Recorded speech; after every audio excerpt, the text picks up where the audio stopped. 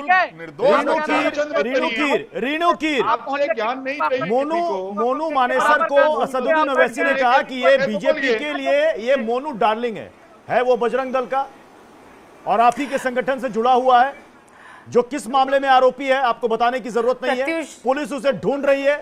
क्या उसके गले में फूलों का हार पहनाना चाहिए या उठा के सलाखों के पीछे भेजना चाहिए? कार्रवाई कब होगी? प्रत्युष जी, इससे पहले मैं आपके प्रश्न का जवाब दूं, मैं जो मुझसे पहले जो एक मुस्लिम प्रवक्ता बोल रहे हैं उनको रिस्पांस करना चाहूंगी कि सबसे पहले जितना मैं समझती हूं ये डिबेट, ये जो कार्यक्रम है वो नूह हिंसा के संबंध में है, किसी व्यक्ति विशेष की पूजा के लिए नहीं है। लेकिन इनकी जो मानसिकता है कि जो व्यक्ति ओवैसी उनका आप कोई भी भाषण उठा के देख लीजिए, पूरा देश जानता है आपकी क्या पास्ट मानसिकता है और क्या मानसिकता लेकर आप बैठी हुई हैं। मैंने आपको इंटरप्ट नहीं किया, प्लीज, मैंने आपको कहीं नहीं रोका। अपनी हिंसक प्रवृत्ति आप बाहर जाके दिखाइए, जो आप करते हैं, श्रद्धालुओं के साथ पत्थर फेंकते हैं। कैमरा पे थोड़ा सा आप बिहेव कीजिए, थोड़ा सा सुशासन को फॉलो कीजिए। कौन आग में झोंक देता है और कौन बेगुनाहों को क्या नाम है बिल्कुल बिल्कुल।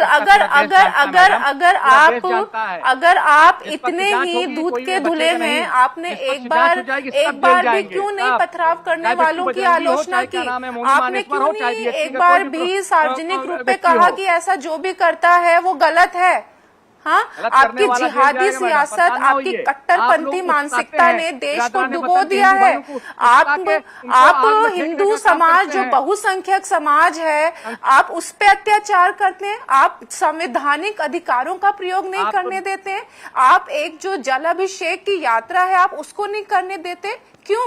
आप आतंक फैलाना चाहते हैं जिहाद का, कि लोग अपने ही क्षेत्र में, अपने ही भारत में, अपने ही संविधान में, अपने ही देश में जाने से पहले उनको इतना ज्यादा आपने आतंकित किया हुआ है? ये क्या मानसिकता है आपकी? हाँ, और जो ओवैसी जिनके हर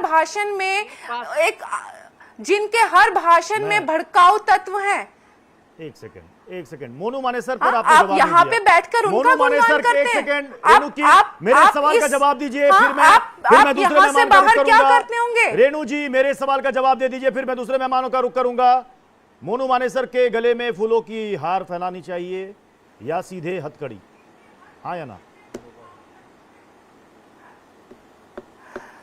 बिट्टू बजरंगी पकड़ा गया। मोनू मानेसर क्या वाकई में मोनू डार्लिंग है जो ओवैसी कह रहे हैं?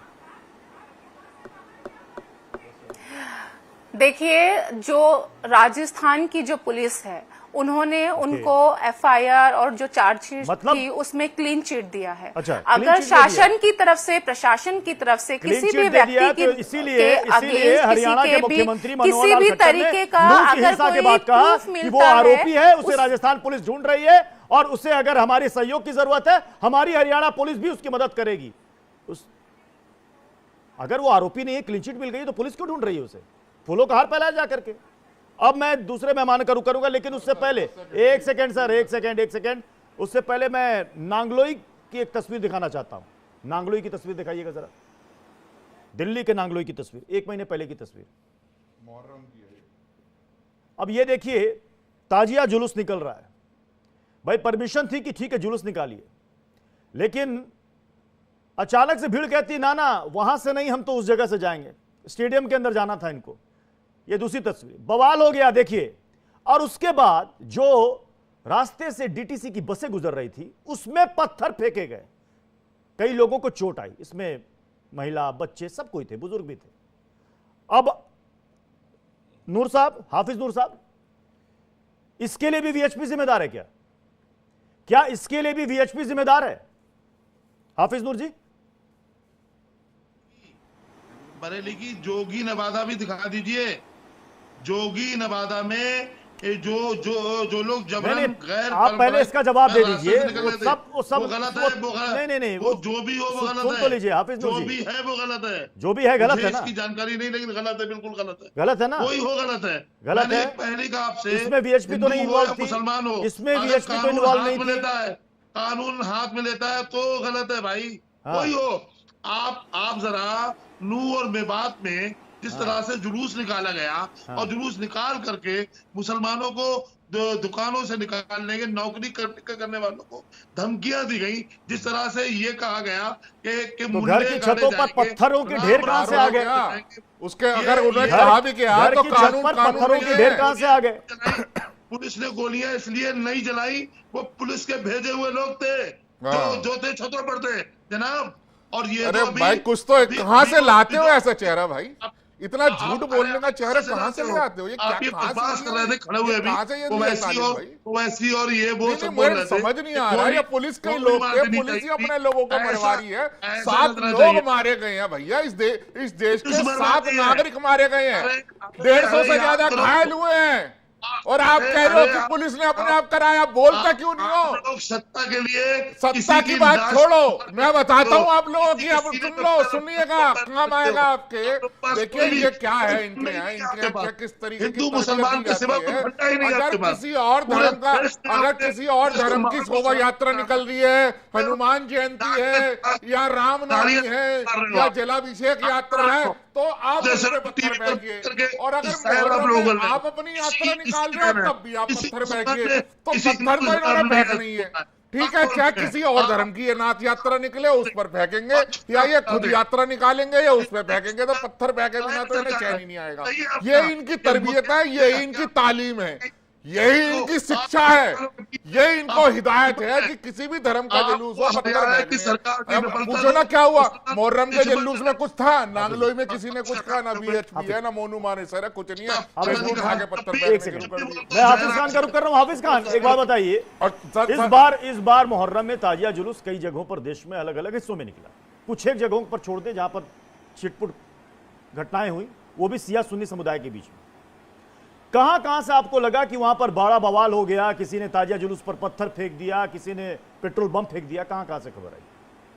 नहीं आई? तो क्यों ऐसा होता? अगर आप कहते हैं कि हिंदू संगठनों की तरफ से बीएचपी कट्टरपंथी संगठन है, तो इस तरफ क्या है? इस तरफ शांति के कबूतर है, इस तरफ शांति के कबूतर है। हाफिज खान बताइए जरा, ये शांति के कबूतर ये डीटीसी की बसों में पत्थर फेंकते हैं? देखिए पृथ्वी जी, साहब मेरे से है सवाल, मौलाना साहब मेरे से है सवाल सर। बताइए पृथ्वी जी, घटना कोई सी हो, चाहे इधर से हो या राइट से हो, मानिए कि कट्टरपंथ है, दोनों साइड है, चाहे इधर से हो उधर हो जाए, हम बिल्कुल पाक साफ। मैं आपसे कह रहा हूँ, औलाद निकम्मी हो जाए तो धन को खतरा है, औलाद निकम्मी हो जाए तो धन को खतरा है, और सरकार निकम्मी हो जाए तो वतन को खतरा है। मैं ये कह रहा हूँ कि जब 27 तारीख को अमन कमेटी की मीटिंग हुई थी नूह में, पुलिस के साथ एडमिनिस्ट्रेशन के साथ बातचीत हुई, और पुलिस को दोनों तरफ के वीडियो दिखाए गए, मोनू मानेसर के भी, बिट्टू बजरंगी की भी, और मुसलमानों की तरफ, और पुलिस माफेल है, नाकाम है, एडमिनिस्ट्रेशन नाकाम है, और दंगा हो गया, इतनी बड़ी लोग 6 लोगों की जान चली गई, मानवता का कत्ल हो गया। इसकी जिम्मेदारी किस पर होगी? दंगा करने वालों से ज्यादा उनकी है जो सरकार चला रही, जो एडमिनिस्ट्रेशन कंट्रोल नहीं करेगा। हम ये कहते हैं कि हमारे देश के एक इंसान का कत्ल हो रहा है, वो पूरी इंसानियत को, पूरे भारत के लोगों को दर्द होना चाहिए, चाहे वो हमारे हिंदू भाई का हो रहा हो, चाहे किसी मुसलमान का हो रहा।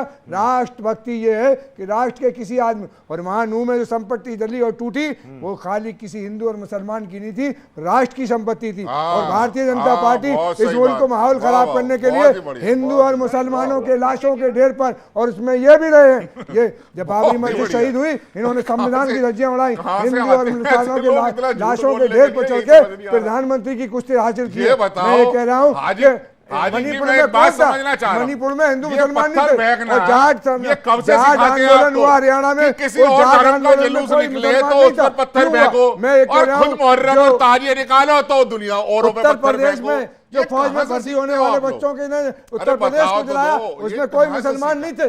आप देश में अफरा तफरी फैला रहे हैं, देश के अंदर अफरा तफरी फैलाओगे। हम कह रहे हैं देश के अंदर उन्नति और विकास के लिए गौतम जी, वीरेंद्र जी कहां से सीखते हो? एक सेकंड, मैं बीजेपी के पास जाऊंगा, उससे पहले एक पुराना बयान में सीएम मनोहर लाल खट्टर साहब का और डिप्टी सीएम का सुनाना चाहता हूं, प्लीज प्ले कीजिएगा। यात्रा को भी भंग किया गया और बहुत से स्थानों पर आगजनी की घटनाएं हुई, गाड़ियां जला दी गई। निश्चित रूप से एक बड़े षड्यंत्र का कहीं ना कहीं हिस्सा लगता है। जो आयोजक थे कल की यात्रा के, उन्होंने भीड़ एस्टिमेशन का प्रॉपर ब्यौरा डिस्ट्रिक्ट प्रशासन को नहीं दिया। कहीं न कहीं उसकी कमी के कारण ये दुर्घटना कल हुई। हमारे प्रदेश में आज तक के इतिहास में ऐसी घटना नहीं हुई। वीरेंद्र जी, पुराना बयान मैंने इसलिए दिखाया क्योंकि सीएम साहब कुछ कह रहे थे और डिप्टी सीएम साहब कुछ कह रहे थे। सीएम साहब ने कहा एक बहुत बड़ी साजिश, एक षड्यंत्र था। तो किसने रची षड्यंत्र, साजिश किसने रची? ये सरकार की जिम्मेदारी है, वो खुलासा करे। आपने कहा कि पत्थर घर की छतों पर ढेर कहां से आ गए, बिल्कुल सही सवाल। लेकिन एडीजी ने कहा ब्रजमंडल यात्रा के दौरान तलवारें और हथियार लेकर चल रहे थे कुछ लोग, जिसमें बिट्टू बजरंगी था। पुलिस ने रोका, मैं उत्तर दे दूं। पुलिस ने रोका। एक सेकंड से सवाल पूरा हो जाए फिर जवाब दे दीजिएगा, पूरा टाइम दूंगा मैं आपको। बिट्टू बजरंगी की गिरफ्तारी हुई, इसने पुलिस के साथ बदसलूकी की, धक्का मुक्की की, क्योंकि इसके पास हथियार थे। पुलिस कह रही थी हथियार लेकर आपको आगे नहीं जाना है। तो ये सब क्या थे? हाथ में फूल माला लेकर जा रहे थे? जवाब दीजिए। देखिए, मुझे अनइंटरप्टेड मेरा उत्तर देने दीजिएगा, मैंने सबको सुना है। मैं ये कह रहा हूं कि जिस व्यक्ति ने, चाहे वो बिट्टू बजरंगी हो या कोई अन्य व्यक्ति, कानून को अपने हाथ में लिया, हमने उसके विरुद्ध कानूनी कार्रवाई शुरू की है। परंतु नूह का जो बड़ा सवाल यह है कि वहां पर ऐसी नौबत क्यों आई। वहां के अल्पसंख्यक हिंदू समाज के लोग जो अपनी वार्षिक शांतिपूर्ण यात्रा, जलाभिषेक यात्रा या ब्रजमंडल यात्रा निकाल रहे थे, उस पर एक हिंसक भीड़ सुनियोजित ढंग से हथियारों के साथ हमला करती है। ये हालात यहां तक क्यों आए, ये बड़ा प्रश्न है। इसकी पड़ताल पुलिस के कोण से तो हो ही रही है, यहां चर्चा के एंगल से भी होनी चाहिए। देखिए, नूह मुस्लिम बहुल क्षेत्र है, वहां पर अल्पसंख्यकों के साथ जिस तरह का व्यवहार वहां के बहुसंख्यकों का है पिछले कई दशक से, वो निरंतर खराब होता गया है। उसके परिणाम ये हैं, उसके नतीजे ये हैं आपके और हमारे सामने, कि 100 से ज्यादा गांव उस क्षेत्र के वो हिंदू विहीन हो गए हैं। अर्थात वहां के अल्पसंख्यक अपने आप को बहुसंख्यक समाज के व्यवहार के कारण असुरक्षित पाते हैं। अब जो, मैं नहीं कहता कि सारे बहुसंख्यक एक जैसे होंगे, सब उनको तंग करते होंगे, लेकिन इस तरह के तत्वों का को तो फिर वीरेंद्र जी, आज तो प्रशासन को और सरकार को अनुमति दे देनी चाहिए थी। बीच में तब तो उसके मुताबिक वीरेंद्र जी, जो आप कह रहे हैं कि वहां पर अल्पसंख्यक है, दबा हुआ है, कुचला हुआ है वहां पर बेचारा वो अल्पसंख्यक हिंदू, और वो वर्षों से यात्रा निकालता, तो परमिशन दे देते ना, परमिशन दे देते। आप क्यों रोका आपने? अब आप सुनेंगे, उत्तर सुनेंगे ना जी। सवाल एक का उत्तर पूरा होगा तो दूसरा कीजिएगा। दीजिए। हमने इसी सवाल का दीजिएगा जो मैंने पूछा। पहले चरण की यात्रा को अनुमति दी थी, उसको सुरक्षा का इंतजाम भी किया था। 900 से अधिक सुरक्षा कर्मी उस यात्रा में थे, लेकिन एक सुनियोजित षड्यंत्र के तहत, जिसका जिक्र मुख्यमंत्री जी ने किया, जिसकी डिटेल्स का खुलासा जल्द हो जाएगा, एक षड्यंत्र के तहत वहां के कट्टरपंथी लोगों ने निहत्थे और शांतिपूर्ण लोगों पर, महिलाओं पर, बच्चों पर, बुजुर्गों पर, जो कि एक धार्मिक यात्रा पर थे, हमला किया। ये हमले वाली जो टेंडेंसी है, इस पर भी तो बात होनी चाहिए। वीरेंद्र चौहान जी, हमने देखा सोशल मीडिया पे लंदन टॉप के पत्रकार को मार रहे थे, वो कौन लोग थे? उनको चिन्हित किया सरकार ने। क्योंकि अदालत भी आप हो, हाकिम भी आप हो, कातिल भी आप हो, सब कुछ आप हो, आप कुछ भी कर सकते हो। सुन लो। अरे सुन कैसे ले सर, आप एक तरफा बात कर रहे हो। हमने कहा सोशल मीडिया पे दिखाया गया, सोशल मीडिया पे आपने देखा, सोशल मीडिया पे आपने देखा लंदन टॉप के पत्रकार को मारते हुए देखा आपने? नहीं देखा आपने? सरकार पर आपको सुन के आपने यही आप क्यों में कर रहे हैं? सरकार नाकाम थी, सरकार की इंटेलिजेंस नाकाम थी, ये आपको मानना पड़ेगा। इतनी बड़ी घटना इसलिए हुई कि सरकार को 27 तारीख को अगर मेरी बारी में दोनों तरफ के लोगों को उठाना चाहिए। मेरी बारी में मुझे कह लेने दीजिए, ये अपनी बारी में बोल चुके हैं। मैं ये कह रहा हूँ, अरे भाई मौलाना साहब सुन लीजिए, ये जो व्यवहार है। ठीक है, देखिए हमारे साथ इस वक्त अंतर्राष्ट्रीय संयुक्त महामंत्री विश्व हिंदू परिषद के सुरेंद्र जैन जी हमारे साथ जुड़ चुके हैं। सुरेंद्र जैन जी, स्वागत है आपका। नमस्कार, धन्यवाद जी।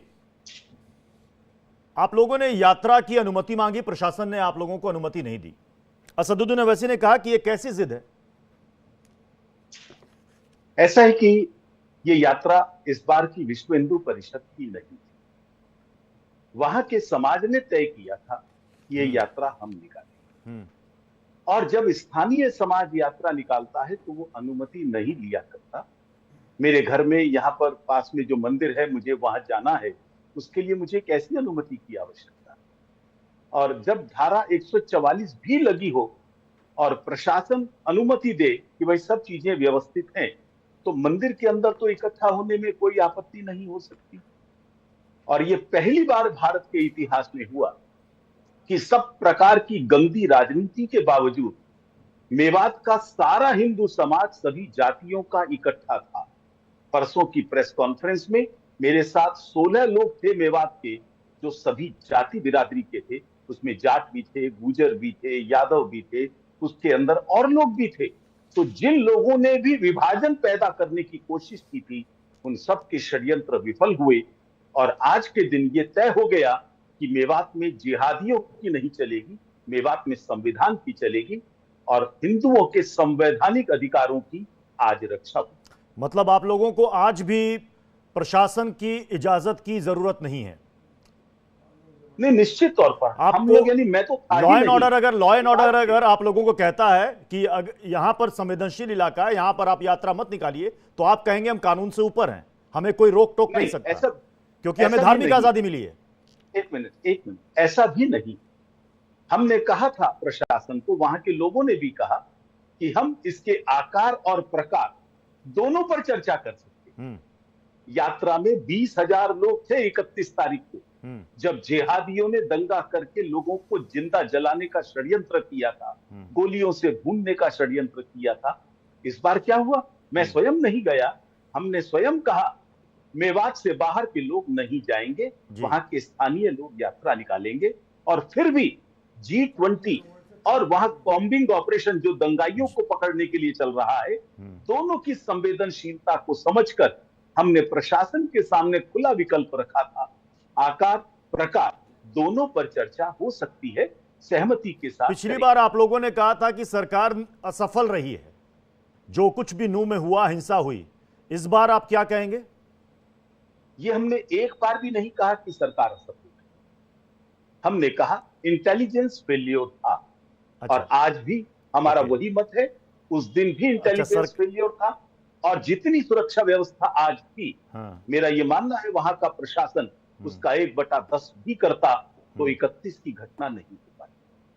चलिए, बहुत बहुत शुक्रिया सुरेंद्र जैन जी हमारे साथ जुड़ने के लिए, और बाकी मेहमान भी हमारे साथ जुड़े थे इस डिबेट में। चूंकि अब चर्चा के लिए समय नहीं है, बहुत बहुत धन्यवाद हमारे साथ जुड़ने के लिए। एक छोटा सा ब्रेक के बाद आगे देखिए संपूर्ण राष्ट्र।